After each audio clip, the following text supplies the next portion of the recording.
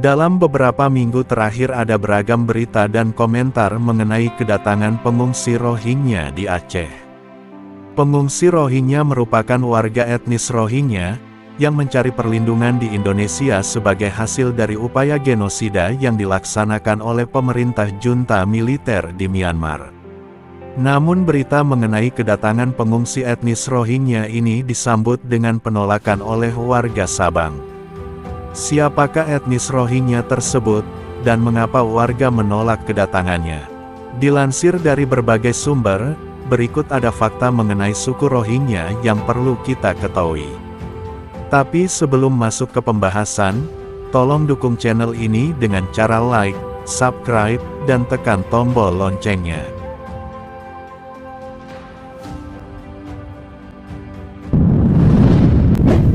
Orang Rohingya merupakan kelompok etnis Indo-Arya yang tidak memiliki kewarganegaraan, dan sebagian besar memeluk agama Islam. Mereka tinggal di negara bagian Rakhine, Myanmar. Sebelum terjadinya genosida pada 2017 yang menyebabkan lebih dari 740.000 orang Rohingya mengungsi ke Bangladesh, diperkirakan bahwa sekitar 1,4 juta orang Rohingya tinggal di Myanmar.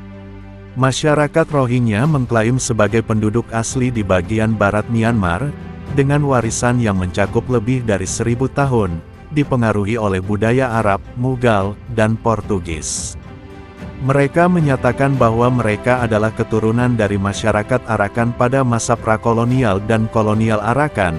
Secara historis wilayah ini merupakan kerajaan independen di antara Asia Tenggara dan anak benua India. Dalam liputan jurnalis dan media, etnis Rohingya sering digambarkan sebagai salah satu minoritas yang paling teraniaya di dunia. Mereka tidak diberikan kewarganegaraan berdasarkan hukum kewarganegaraan Myanmar tahun 1982. Selain itu mereka juga menghadapi pembatasan dalam hal kebebasan bergerak, akses pendidikan negara, dan peluang pekerjaan di sektor publik.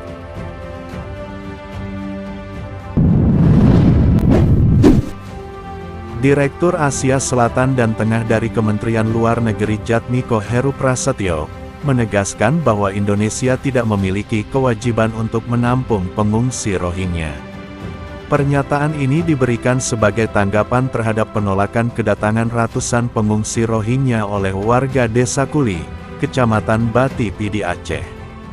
Dalam konferensi pers di kantor Kemenko PMK, Heru menyatakan bahwa Indonesia hanya memantau perkembangan para pengungsi Rohingya hingga saat ini.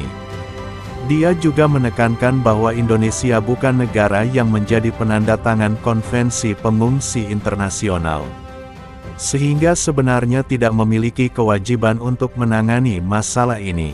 Meskipun begitu, Heru menegaskan bahwa Indonesia masih akan menyediakan bantuan untuk ratusan pengungsi Rohingya yang telah tiba, mengingat pertimbangan kemanusiaan.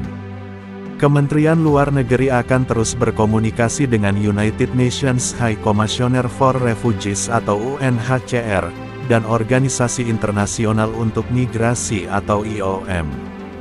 Tentu saja dalam menghadapi perkembangan situasi di lapangan saat ini, Kementerian Luar Negeri terus berkomunikasi baik dengan UNHCR maupun IOM untuk mengatasi kedatangan para pengungsi yang beberapa kali tiba di Aceh.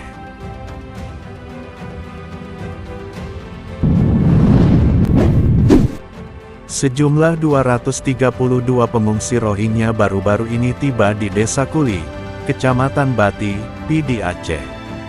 Setelah perjalanan mereka, rombongan pengungsi singgah di Menasah untuk istirahat, dan mendapatkan bantuan makanan dari warga setempat. Namun warga Desa Kuli menolak kehadiran pengungsi Rohingya yang melarikan diri dari penampungan di Bangladesh, karena dianggap sering mengganggu kenyamanan.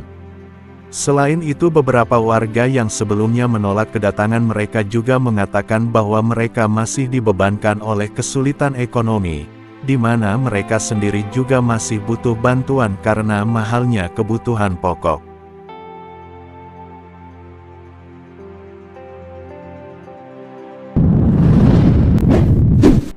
Pengungsi Rohingya di Indonesia sebelumnya telah menyebar ke beberapa wilayah, dengan mayoritas di Aceh dan Medan, serta sebagian sampai di Makassar. Menurut Badan Pengungsi PBB UNCHR, pengungsi Rohingya tidak hanya mencari perlindungan di Indonesia. Sebagian besar dari mereka telah melarikan diri dan diberikan status pengungsi, di Bangladesh lebih dari 960.000, di Malaysia lebih dari 107.000, dan India lebih dari 22.000. Penyebaran ini terjadi karena ketidakpastian nasib mereka yang berusaha mencari suaka di negara-negara tertentu, sementara beberapa negara Asia Tenggara, termasuk Malaysia dan Thailand, membatasi kedatangan mereka karena menghadapi krisis ekonomi selama pandemi virus corona.